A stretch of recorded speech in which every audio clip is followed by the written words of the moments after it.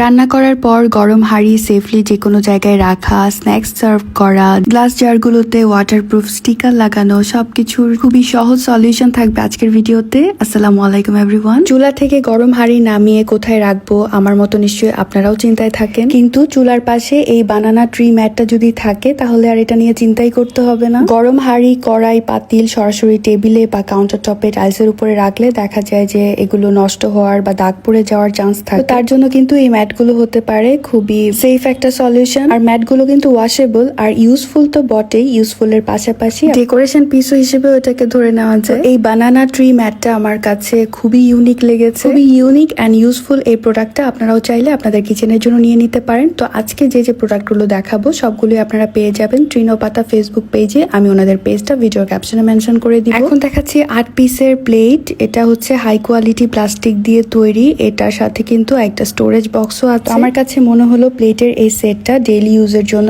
একদম পারফেক্ট। এগুলোর মধ্যে চাইলে ভর্তা, ভাজি বা বিকেলের স্ন্যাক্স আইটেম গুলো বা গেস্ট আসলেও কিন্তু এই প্লেট গুলোতে আপনারা চাইলে সার্ভ করতে পারেন। এগুলো খুবই লাইট ওয়েট, তার জন্য ইউজ করতেও কিন্তু খুবই কমফোর্টেবল। আর এই হিটপ্রুফ ম্যাট গুলো শুধু গরম হাঁড়ি পাতিল রাখার জন্যই না, এটাতে চাইলে আপনারা নর্মাল প্লেট, বাটি এগুলো রেখেও কিন্তু সার্ভ করতে পারেন। আমি যেরকম এখানে ফ্রুটস বা স্ন্যাক্স এর প্লেট গুলো এই ম্যাটটার উপরে রেখেছি, দেখতে কিন্তু খুবই সুন্দর লাগছে। আর এখন আসি কিচেনের জারগুলোতে। তো কিচেনের জারগুলোতে আমি আমার যে গ্রোসারি আইটেম গুলো থাকে, চাল, ডাল, ময়দা এগুলো রাখি, কিন্তু লেভেল লাগানো হয়নি। আজকে লেভেলটাও লাগিয়ে ফেলি। স্টিকারটা লাগানোর আগে আমি সবগুলো জার ভালোভাবে একটু টাওয়েলটা ভিজিয়ে মুছে নিচ্ছি, কারণ যেহেতু আমার চুলার পাশে শেলফের মধ্যে থাকে একটু তেল চিটচিটে তো হয়েই যায়। কাচের জারগুলোতে ভেতরে কি আছে সেটা বাইরে থেকে দেখা যায়, তবু সবসময় অনেক সময় ক্লিয়ার হয় না। তার জন্য আমি আজকে এই ওয়াটারপ্রুফ স্টিকার গুলো লাগিয়ে নিচ্ছি আমার জারগুলোতে। আবার অনেকের কিচেনে গ্লাস জার নাও থাকতে পারে, অন্যান্য নর্মাল জারের উপরে কিন্তু এই লেবেলগুলো যদি লাগিয়ে নেন তাহলে কিন্তু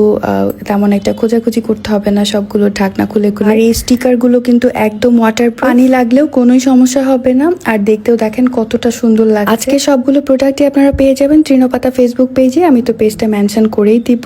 তো আজকে এই পর্যন্তই। আল্লাহ হাফেজ।